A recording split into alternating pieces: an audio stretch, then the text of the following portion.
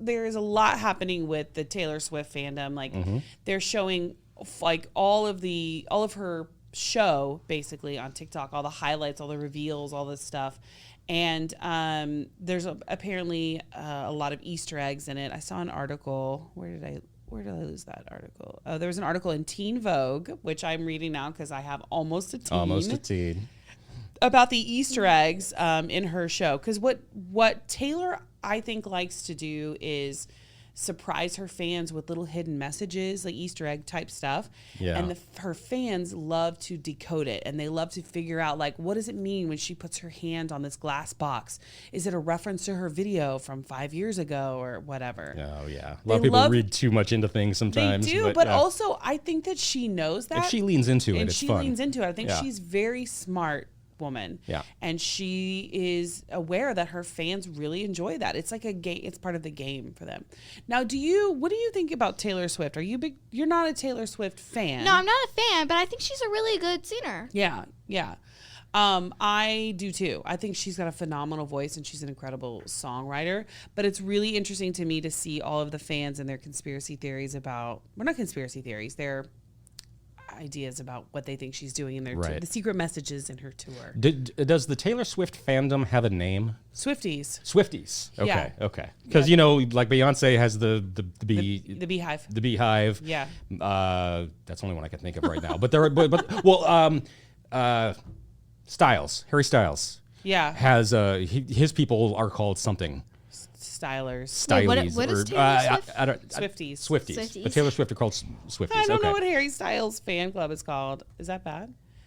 Harry Styles No, it just fans. means you're over the age of 20. Is what that means. How dare you? I'm not a day past 19. Okay, I know a friend of mine that goes to school.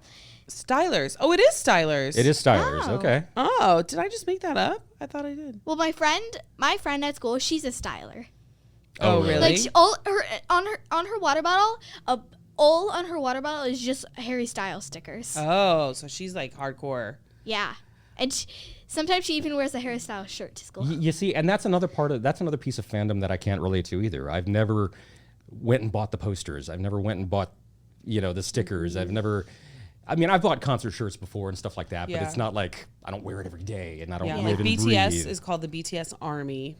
Oh, yeah. So like fans, and Lady Gaga's fans, I think, are called monsters. Little monsters. Yeah. So how do I know that? I don't know. Because it's in the lexicon, the public lexicon. Yeah. It's I'm always curious to see if like it is the artists themselves that come up with these names, or if it's like who decides what they're going to be called. Someone on Twitter says it, and then it just takes off. Or the main fan club decrees that this is their name, and then the artist will lean into it or whatever.